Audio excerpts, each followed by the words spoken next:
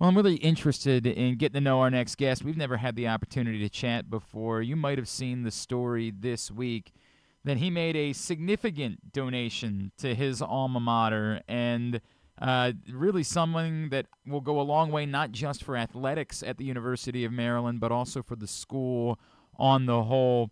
He's a former executive with the Chicago Bulls. He's Steve Schanwald, and he's with us this morning here on GCR. Steve, it's Glenn in Baltimore. It's great to chat with you. Thank you so much for taking the time for us. Oh, thanks, Glenn. It's great to chat with you, and I really appreciate you having me on. Steve, there's so much that's fascinating to me about this, but I guess I want to start with what seems very simple.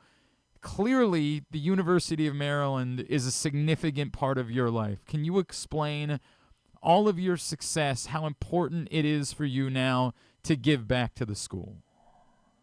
Nothing that I have experienced in my professional life, and I've had incredible experiences, and I'll try to recount some of them. I have no way I could do all of them, but nothing would have happened had I not gone to the University of Maryland and ended up working in their athletic department for a gentleman by the name of Russ Potts, who was the first sports promotions director in the history of intercollegiate athletics back in the early to mid 70s.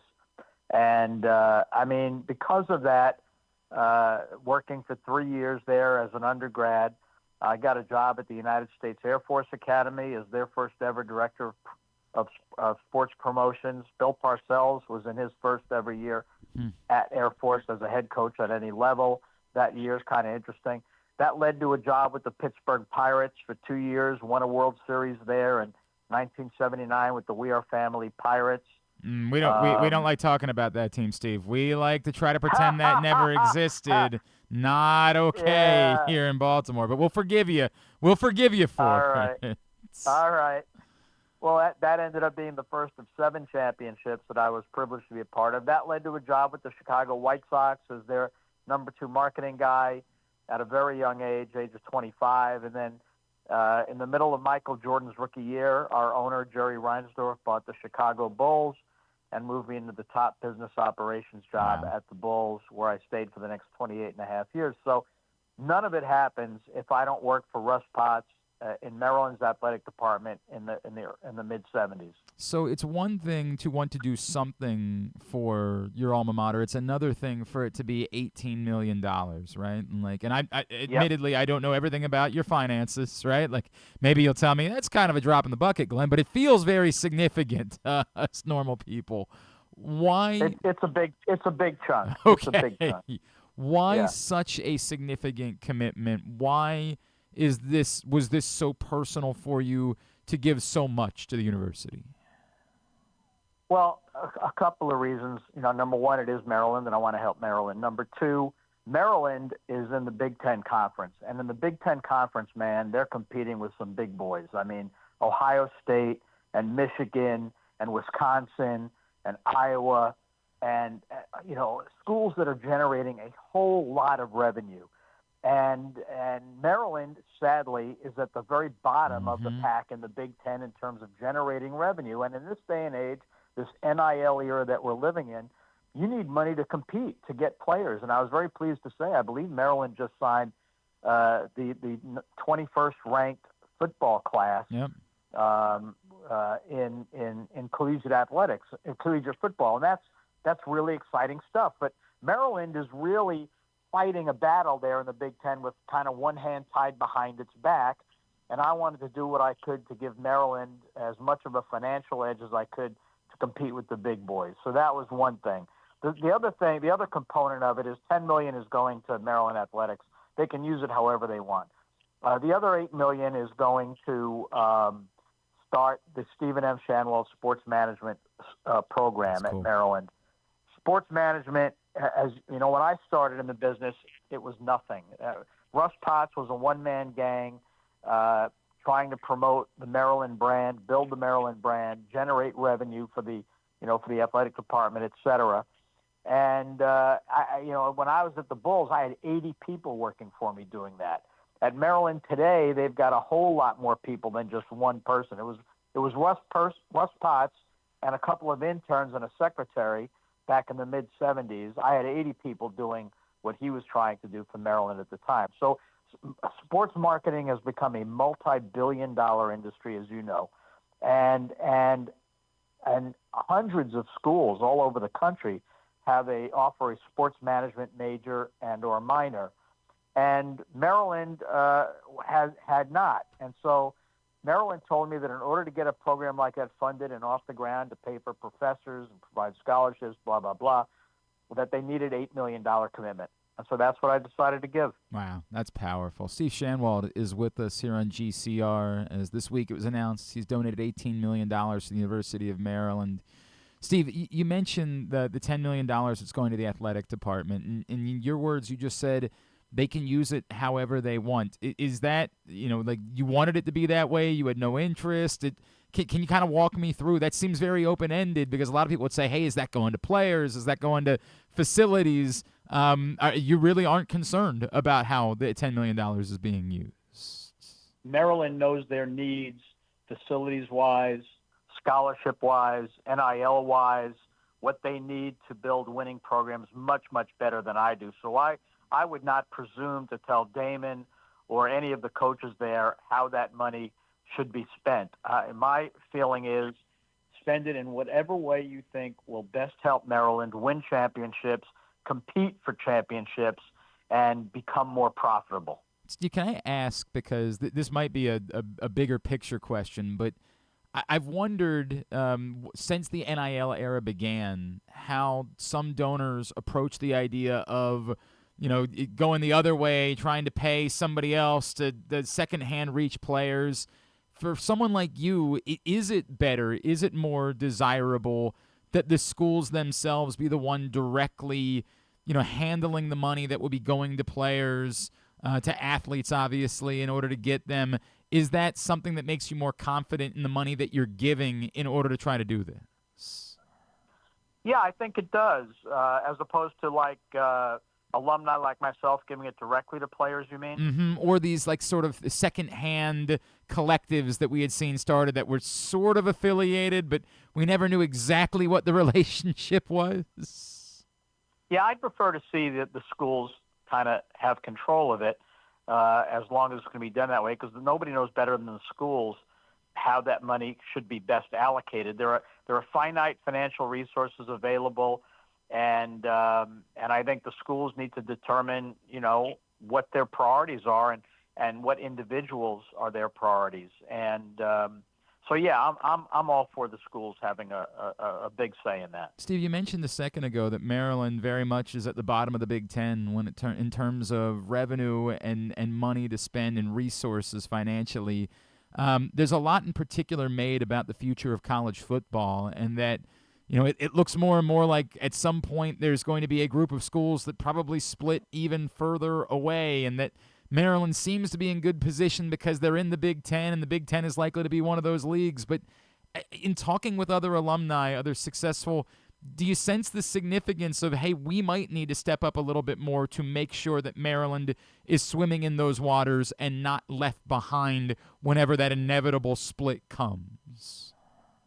Well, I haven't really had a chance to talk to a lot of alumni yet. I expect that'll be something that will happen given my increased involvement with the university, because we just now announced this deal. But yeah, I mean, I think if you love the University of Maryland and you love Maryland athletics and you want to see Maryland be successful, yeah, you want to do what you can to help this nonprofit institution compete with the big boys. And we have the interesting thing, Glenn, is that we have competed as a university very effectively with some of these non-revenue sports. Sure. I mean, we're right there with everybody. Soccer, in lacrosse, right? But 100%. Yeah. We're right there. So I'm pretty sure that that a lot of people, hopefully, I've kind of set an example here or started something where people will step up and say, hey, man, we're proud of our university. We want it to be successful. We recognize the importance of football and basketball being successful and being able to compete effectively. And we really owe it to the kids to give them every chance financially to do that. and give them the resources they need to do that. So, yeah, I'm optimistic that it's going to get better. I'm also optimistic. I asked President Pines and I asked Damon Evans, Athletic Director Evans, why should I be optimistic about our ability to compete effectively going forward when these schools seem to have more and more financial resources than we do? And they gave me comfort in saying that I believe there's going to be, and it's being negotiated now, some sort of a cap that will help to level the playing field, perhaps perfectly, perhaps somewhat imperfectly, but level it to the point where we should be able to compete effectively with anybody. And this is what the NBA and the NFL have realized. You've got to have some sort of a cap so that you can give teams a chance to compete effectively and on a level playing field. And if you don't, it's going to be a problem for your league. Steve Schanwald with us for another few minutes here on GCR. Steve, we're gonna get to the important questions now. Is there any awkwardness? You being a Maryland guy, obviously Maryland very much associated with Under Armour. You mentioned a name earlier that's very significant in your professional life. That person very much associated with Nike. Any pushback from someone that you got to know over the years about this sort of Nike Under Armour rivalry over the years? No, I do have to confess to owning a ton. Probably 20 to 40 pairs of Air Jordans. That makes both sense. In golf shoes. Yeah. And I've got to support Michael in his old age too, because he's a retired guy living on a pension, and so I've got to give him some support and show him some love. And of course, he made a lot of what I'm. The kind of life I'm living right now possible. Right. But I have great affection for Kevin Plank. I've met Kevin once, and I'm sure I'll get to spend some more time with him going forward. But thank God for Kevin Plank, and thank God for Under Armour and for what they do for the university. And I'm going to be as loyal to them as I can possibly be. Now I'm going to really put you on the spot. Who's the greatest basketball player, Michael Jordan or Len Bias? Oh my gosh, wouldn't that have been something? Oh my God, what the world missed out on, man. Well, I've got to say Michael. All right. Lenny would have been. Even Michael said Lenny would have been an incredible force in the NBA, and it's just so sad what the world missed out on. I don't even like to think about it or talk about it, but I can't.